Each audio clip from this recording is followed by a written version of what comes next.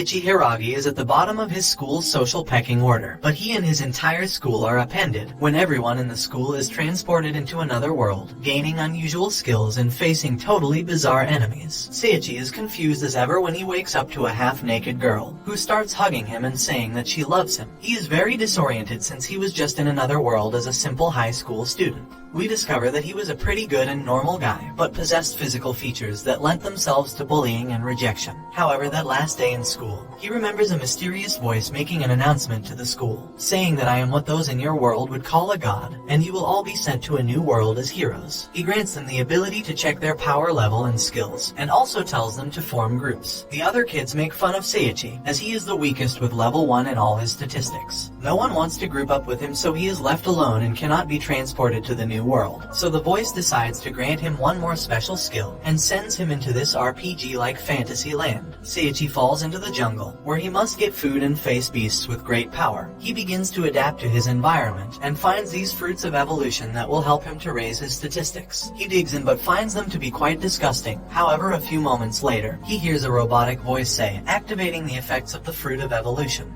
Nothing happens, so he goes to look for more food and comes across these beasts. He panics a little after noticing they are level 120, and he is only level 1, so he waits a while until they leave. After the beasts go, he rushes out the bush and finds lots of the special fruit, along with other things like an item box and high-grade recovery potions. After improving a little, he sees how with the help of the fruit, his physical condition begins to change, but he is still at level 1. Meanwhile, his classmates were sent directly to the city with all possible comforts. Here we see this group, who are Seiichi's only friends, but from an old school in the past. On the other hand, Seiichi has consumed many healing fruits, life items, and relics. After ranking up a couple of his abilities, a monkey comes out of nowhere and attacks him. He drinks a healing potion, but the monkey is too strong, and just when it looked like it was over for him, a stink cloud comes off of Seiichi and kills the monkey. Loot drops from it which ends up increasing his skills, and also finds a book containing the following information. Clever monkeys are monsters of great intelligence that live in high-level dungeons. They possess knowledge of herbs, and are capable of both alchemy and creating tools. He doesn't know how he can read the book since he's never seen this kind of writing before, but quickly realizes it was the special skill that the god gave him which allows him to read it. A few moments later, the robotic voice says, now commencing evolution, and Seiichi goes from being fat to slim. He also gains a huge boost in stats, however he is sad and surprised to see his evolution is still only 1 out of 10, even after defeating a level 120 clever monkey. 5 months go by, and Seiichi has started to get the hang of things. Everything seemed fine until a great level 7000 gorilla appears, who is the Kaiser Kong and boss of the clever monkeys. He arrives to challenge him and expects him to be weak. He throws a mean punch but Seiichi manages to dodge it, which weirdly impresses the gorilla as it is a female. Seiichi survives a flash fist from the gorilla which impresses her even more, and tells Seiichi I want strong males. He says no thank you, you are a gorilla. The gorilla gets upset and says I'm no gorilla, I'm Seiria, to which Seiichi says, why do you have the name of a pretty girl? And the gorilla blushes since he said pretty. Seiichi tries to destroy Seiria as he's not feeling her like that, however he messes up by using his own ability on himself, confusing Seiria and embarrassing himself. Seiria hits him with the flash fist, but Seiichi manages to eat it and survive, which impresses Seiria. The gorilla ends up falling in love with Seiichi and takes him to her lair, where she begins to treat him as her husband. This bothers Seiichi, who prefers escaping. However, he ends up sharing too much with Seiria and she ends up growing on him, even taking a lot of affection for her, not for a relationship but as a great companion. Meanwhile, Seiichi's classmates were frustrated because they had to practice swinging a wooden sword every day and learn the basics. Back to Seiichi. He tries to escape from the forest. He's running fast to a dungeon as he thinks it's the only exit from the forest, and Seiria is chasing close behind to prevent him from getting away. Seiichi has to use his instant movement skill to escape, and ends up at the dungeon where he meets an undead, who is surprised to see that a human managed to reach his room. Seiichi checks and finds his level to be 1500, and the demon instantly tries to kill him. However, Seiria jumps in the way and takes the hit. Seiichi is in pain and screams Seiria, finally calling it by her name. He apologizes to Seiria for being so mean to her, and Seiria says you're actually kind, telling him to smile. After a few moments, Seiria dies and Seiichi loses control. He faces the undead demon lord with all his strength. Seiichi counterattacks non-stop, using all the skills learned in the last months. He declares his love for Seiria, and gathers all his strength to use his ocean impact ability, and that is how he defeats the great skeleton. skeleton. Saria's ghost is very sad and with the regret that she could not have her husband, and she gives him one last kiss. That conveniently turns her into the beautiful girl from the beginning, which turns out to be the reward from defeating the Demon Lord, and also allowed him to level up and achieve his final evolution. His face changes and even his voice, thus forming the evolved protagonist who will break into this adventure. All of a sudden, a cute little thing called Mr. Sheep appears, who acts as an intermediary between levels and announces the rewards for completing the dungeon.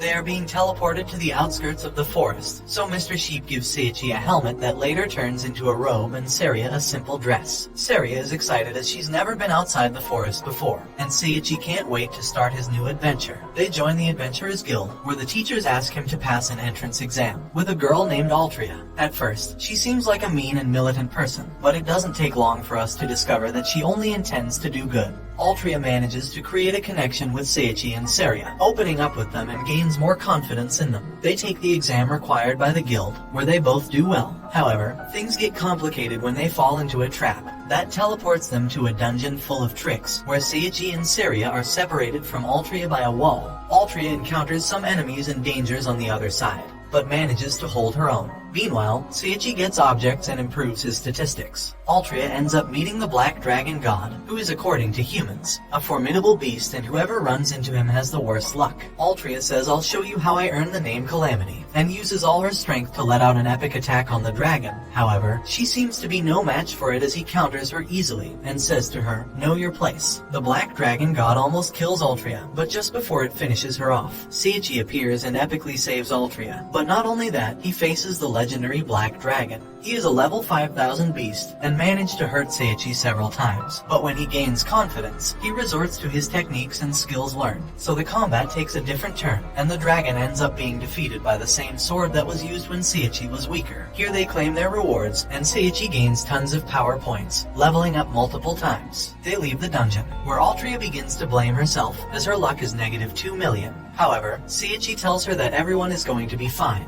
and the people from the guild, including him, love her. Seiichi doesn't rest until he manages to convince Altria that no matter what, they will always be there for her. Seiichi helps her by giving her a Ring of Happiness, a fantasy-grade item that will negate her curse and double her luck. In the end, Altria is confused by how many things that he is doing for her, so she begins to feel strange and avoids it. However, after some time, she decides to put this issue aside, and now as a member of the guild, Seiichi decides to look for information about the new world, realizing that the heroes summoned to kill the Demon Lord have their emperor as their director, who is a selfish guy that would do what is necessary to kill the demons. As we see a little later, he ends up using some mind control bracelets. However, for now, Seiichi is still on his own. He learns more medium-level magic and takes a break to think about Altria, who at the same time finds herself confused in her feelings, so much so that her friend explains everything about love to her, making Altria realize she is in love with Seiichi. On the other hand, Seiichi realizes that he must clear things up, either by accepting the girl's feelings or by rejecting her. But he can't leave her like that, so the two meet, and before anything can be said, Altria kisses him and tells him that she knows he is not serious about her, since he has Saria, but she still loves him and wants to find a way to be with him. So with Saria's consent, Seiichi ends up accepting the two girls as companions. Everything calms down for now, until the guildmaster proposes him to get a horse, as they are a must-have, and will end up being very useful as an adventurer. So after some time, he manages to find this not very friendly donkey, but it seems to be very strong, so Seiichi decided to sign up with her, to at least get a prize from the great tournament in the city. But from the beginning, things go wrong as the animal has been very poorly fed, so he decides to give it a fruit of evolution that not only activates it, but also raises all its statistics, thus gaining a lot of speed and killing all the competitors and obstacles in the way. So they end up winning the race, taking the recognition and being able to spend a day with the Valkyries, who are the strongest warriors of this kingdom. After eating the fruit of evolution, the donkey turns into a human girl, who is basically in love with our protagonist, so now he has the record of 3 girls accompanying him. He shares some time with them, until the Valkyries come take him away to the king's castle, where he can see how skillful the Valkyries are, and his skills can be tested. The one who stands out the most is Louise, who is the most powerful as she ends up challenging 6 at one time. Seiichi thinks he has no chance, but we already know that the statistics are not an accurate measurement of his power, so not only does he manage to dodge all all the attacks perfectly. He also manages to disarm her, thus earning the respect of the girl, as he is the first one who did something like that to her. So with help of an infiltrator, the demons send an assassin to the kingdom to attack the king. The girl ends up being captured by the same six, but the crime is already done, and the king is seriously hurt. Seiichi uses his knowledge and manages to invert the curse bestowed upon the king, leaving him practically unharmed, becoming an ally of the kingdom. Meanwhile, Seiichi's classmates are being treated more and more as slaves by the emperor, who only wants to send them to die against the devil. We discover that the emperor took the little assassin from an ancient race, that they themselves led to extinction, leaving only the little one that they would train to serve the evil old man. The little girl is more or less a victim, so our protagonist uses his magic to remove the collar from her neck, and she is very grateful for it as now she can finally be free and rest. Seiichi is then reunited with all the girls. He takes advantage of being with the Valkyries and trains a little, but Louise urgently asks Seiichi to take care of the king's protection, since enemies have appeared on the border of the kingdom and they must take care of it.